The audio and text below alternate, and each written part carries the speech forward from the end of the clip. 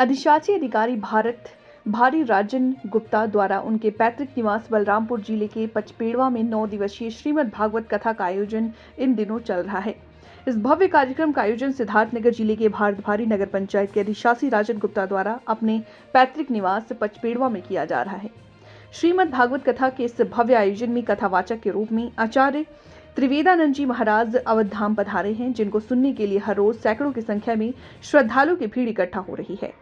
कार्यक्रम का आयोजन अधिशासी अधिकारी राजन गुप्ता ने बताया कि श्रीमद् भागवत कथा का ये कार्यक्रम 9 दिनों तक चलेगा। 30 जनवरी को कथा खत्म होगी और 31 जनवरी को 5 बजे शाम में भंडारा एवं प्रसाद वितरण का कार्यक्रम आयोजित है। उन्होंने भंडारे और प्रसाद वितरण के इस कार्यक्रम में अधिक से अधिक संख्या में लोगों के पहुंच करके प्रसाद ग्रहण कर भगवान से आशीर्वाद लेने की अपील की।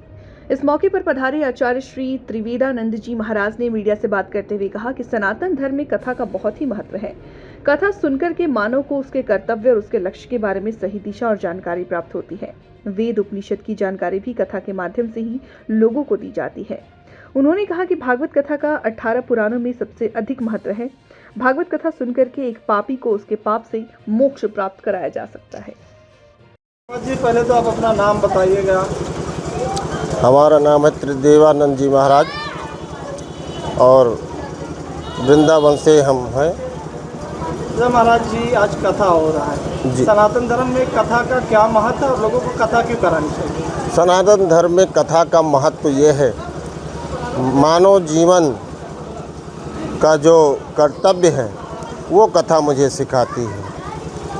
मानव जीवन का लक्ष्य क्या है, मानव जीवन में क्या करना चाहिए, इसलिए हमारे ऋषियों ने कथा का प्रचलन चलाया है।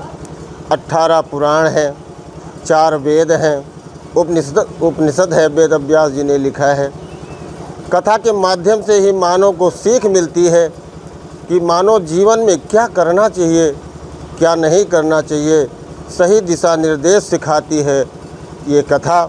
इसलिए सनातन धर्म में कथा का प्रचलन है।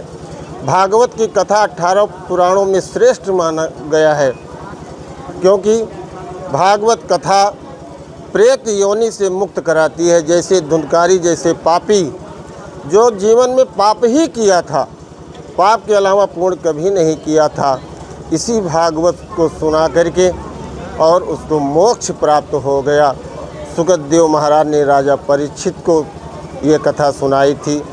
राजा परीक्षित को श्राप लगा था कि आज के 7वें दिन आपकी मृत्यु हो जाएगी। मृत्यु रूपी भय को समाप्त करने के लिए यही श्रीमद् भागवत की कथा है। ज्ञान वैराग भक्ति का उत्पन्न करने के लिए श्रीमद् भागवत कथा ही ये सार है। इसलिए हर सनातनियों को कथा श्रवण करना चाहिए और अपने जीवन में उतारना चाहिए।